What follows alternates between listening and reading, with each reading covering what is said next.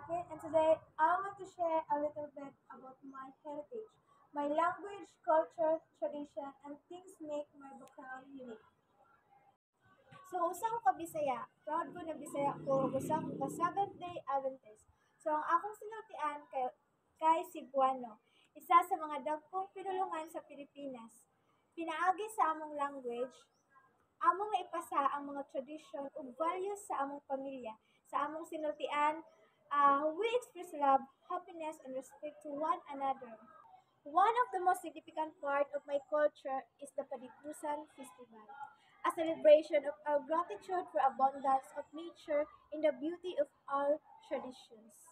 It full of joyful dances, loud music, and beautiful decoration that showcase the riches of our culture. Food is one of the best way to showcase our culture.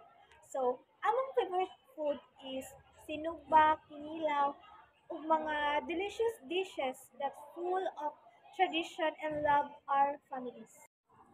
As a Seventh-day Adventist, I believe in power of the Sabbath, a day of rest and reflection, and a serving God with a peace and respect.